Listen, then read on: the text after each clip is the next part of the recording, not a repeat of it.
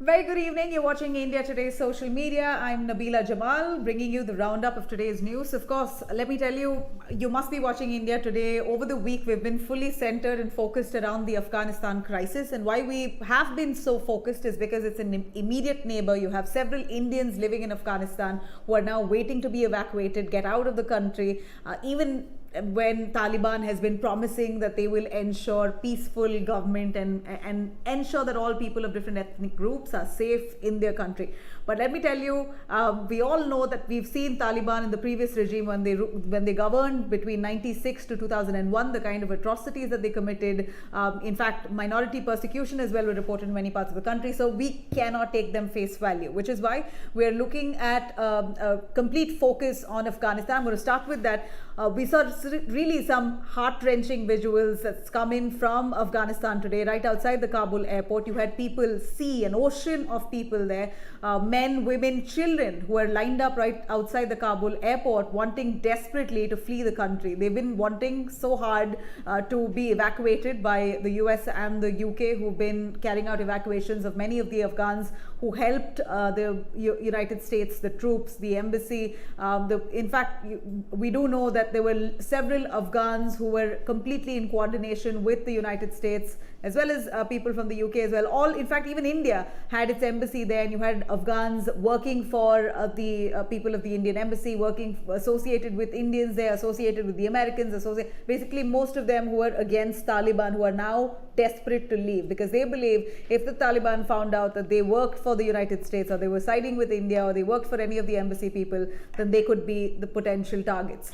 So we are looking at dozens of Afghans now wanting desperately to leave, thousands of them. In fact, in the midst of this rush pushing themselves towards the airport, we also hear that a dozen people have succumbed. They've died of stampede, of push and pull, and we understand that gunshots were also heard. Now, these gunshots were also heard because US Army, the troops there, shot some.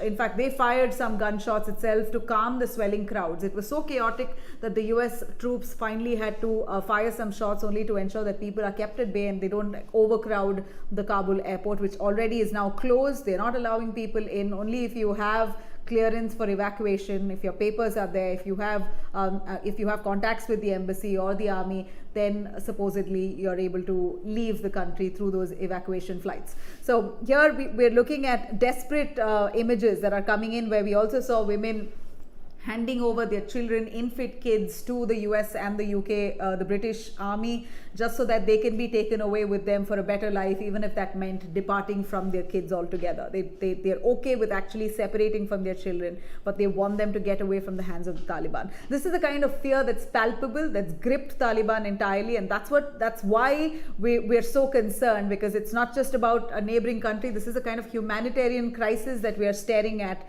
in a neighboring country, where the entire world is watching stunned, but unfortunately are helpless, can't do much. In fact, the US, the UK call themselves superpowers. They themselves have pulled out and given up, saying that if Afghans can't fight for themselves, then they can't. But it is tragic, because we're seeing Afghans now slowly and steadily build momentum against the Taliban. They're now standing up. We're seeing several individual protests taking in at various pockets of Afghanistan right now. In fact, 4 women, very brave women in Kabul today, held placards and they protested. They protested yesterday, they protested today. So they've been consistent with their protest.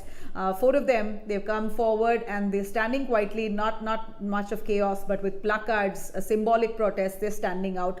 Those are the defining images that's coming in from the capital city of Afghanistan, from Kabul. While we say all of that, where many of them are fleeing, like I said, if you have contacts, if you have people in the embassy, you're managing to you manage to escape, you're getting a seat on a evacuation flight. Just like that, you have one very popular Afghani pop star, Ariana Saeed. She has now managed to flee the country. She in fact put up a picture on the flight as well, and she thanks her stars that she managed to get on that flight. But she of course is worried that many other of her counterparts, her friends, her family, extended family, are all in Afghanistan, who could be stuck and have no way out. While she escapes, you have several other, you have a woman footballer. In fact, they had a female football team in Afghanistan before the Taliban. Of course, now those the players of that football team, they have advised each other to take off their social media profiles, to delete their pictures, and to literally burn down their suit, like their t-shirts, their team t-shirts, their national team t-shirts, because they don't want any trace for if at all the Taliban finds out that these were the women in the football team, they might just be targeted. Imagine, they're actually fearing for their life. It's not funny anymore, because we're looking at life and death situation. These people are not flagging off. They're not just flagging off just to draw attention to them for nothing. They are saying time and again that they could be killed, they could be murdered, they could be the next target, they will be dead. That's the kind of language that they're using. One can only imagine the fear that Taliban has unleashed on Afghans over the years, those who have not complied with them. Well, while we say that, we also have many journalists. Now, we know over the last few days, there was a lot of talk of whether women will be able to allow to work or not in Afghanistan. Now, you have journalists who we hear have been beaten up, harassed, targeted, those who have been against the Taliban, who've spoken up against the Taliban. But that said and done, while you have few government and private run channels, many women anchors and journalists who did their job on a regular basis, the Taliban first claim that they will allow all the women to work, they can get back to normal duty, we will not say anything, as long as they're covered fully head to toe. They've got to have their hijab and their parda, all of that fully covered. Only then will they be allowed to work, but they will be allowed to work. Here you have one government run channel. In fact, the lady spoke to India Today just a little while ago. RTA, that's the channel's name, and a prominent anchor called Khatija Amin. She went to office yesterday and she was asked to return. She said, sorry, you're a woman, you cannot work in this organization. It's Taliban's rule now, and that's the order. So as much as the Taliban on one hand comes up with a proper PR strategy on the just to make them look like they're now accommodative and they're willing to give equal rights, etc., on ground, reality is completely different, and that's what we hear, isolated reports coming in, and India Today is picking up all those reports. Do watch out on our channels. We're bringing you those minute details from Afghanistan. Now, people have hit the streets while all this, you see this eerie calm there in some parts of Afghanistan. You had people also celebrating their Independence Day. It was Afghanistan's Independence Day yesterday. They celebrated, in fact, Afghans commemorated the 1919 treaty that ended British rule in Afghanistan, and in fact many of the Taliban were also seen celebrating Independence Day by declaring that they have thrown United States troops out of their country. So now it's their country, and many of them lauding them for emancipating Afghanistan.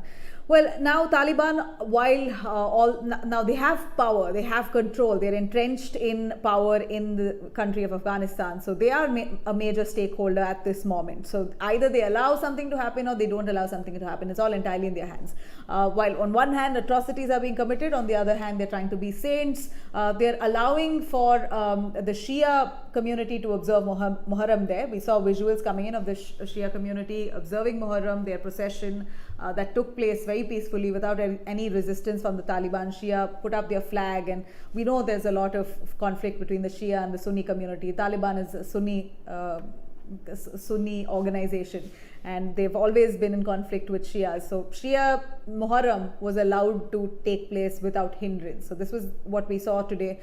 We also saw that many people from the Sikh community, while I say this, not just Afghans alone, it's also the minority community of all ethnic backgrounds, be it Indians, be it anybody else for that matter, who are living in, Americans of course, and people from different European countries who are living in Afghanistan, in Kabul, who are now really scared for their life. Sikhs particularly, they all huddled up in a Gurudwara and they wanted to desperately leave the country. They're reaching out to the government. You have the foreign ministry from India who's coordinating with them. There's a Afghanistan cell that's been set up in India only for evacuation and rescue of people, Indians living in Afghanistan. We also spoke today to one of the Indians who's stranded, who says there's barely any food, no water. They're not able to literally go on for a few more days like that because they have hardly any resources, and they're desperate to leave the country at the earliest. Indians, about 250 of them, who are still stuck in Afghanistan, Kabul. Now, you have External Affairs Minister, meanwhile, S. Jaishankar, who's read out the Riot Act. Jaishankar, speaking at the United Nations Security Council, he addressed the UNSC meet, and there he in fact spoke about the Riot Act while taking a whale jibe at China, saying China cannot have double standards when it comes to terrorism. He says that, of course, reiterating India's stand, he said that terrorism is not related to any community, caste, religion, person, etc. It is basically without any background, without any nationality. It's just the person, it's the organization and the kind of backing that they have. Terror cannot be, you cannot comply with it. If it is a terrorist group that's in power there, you cannot validate that kind of organization. He said this while also flagging off the heightened activities by the proscribed Haqqani network. In fact, Haqqani network is known for persecutions and violence in the past as well. He also took a jibe at Pakistan, saying that Pakistan has been harboring, it's first of all fully backing Taliban, it's harboring terrorist organizations like the Lashkar-e-Taiba, Jaish-e-Mohammed, and the UNSC must take note of this. The countries across the world must take note and condemn Pakistan if they are harboring the kind of terror groups that they are. We're seeing large-scale human rights atrocities that's been carried out, and Pakistan, of course, being well partner to this entire thing. As much as they refuse to have harbored or pushed any terrorist activities in their country, it's quite evident with these kind of organizations coming in from the soil of Pakistan. Jaish-e-Mohammed, Lashkar-e-Taiba, dreaded terrorist organizations who have grown on the soil of Pakistan, and they still deny it. They aren't keeping a check, and that's what's unfortunate. Also, Jaishankar has said that he's in fact in talks with US Secretary of State Antony Blinken, and he says that India and United States will have absolute coordination when it comes to Afghanistan in terms of evacuation, in terms of aid, and whatever it is. India right now stands with Afghanistan.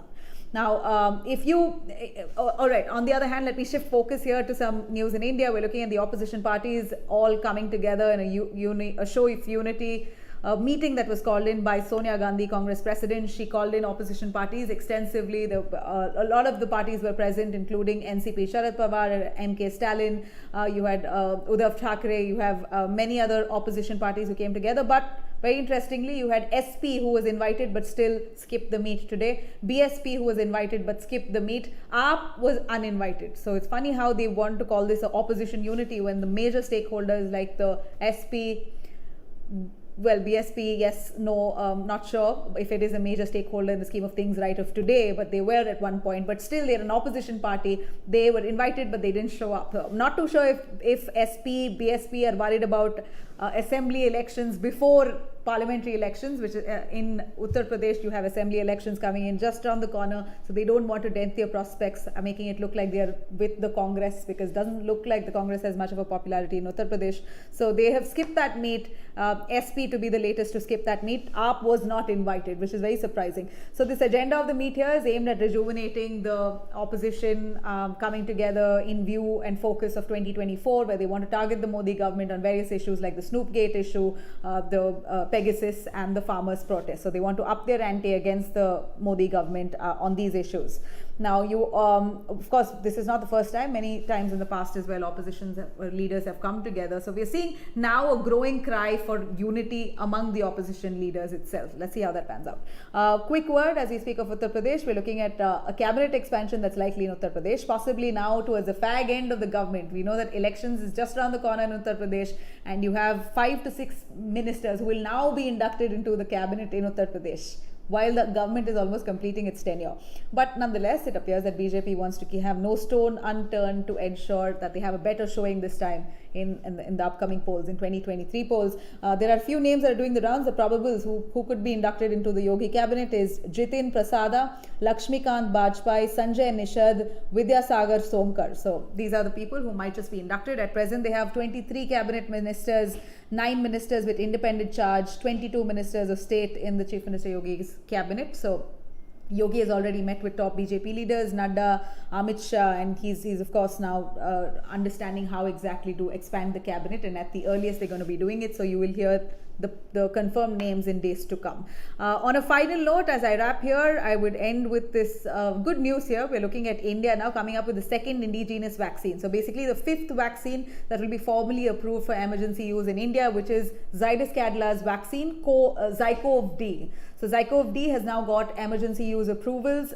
So it will be India's second indigenous vaccine, like I mentioned, and it is a 3-dose vaccine. Unlike the other vaccines, Covishield, Covaxin, which is a 2-dose vaccine, and it's an injection that they give you. Zycov-D is a 3-dose vaccine, and you do not have to go through that injection. It's basically a needle-free system. It's applied using the pharma jet and is needle-free. This is basically a DNA plasmid vaccine, and it uses portion of the genetic code, DNA or RNA, in the virus to stimulate an immune response. So Zycov-D, this is the next vaccine by Zydus Cadla that you can watch out for. In the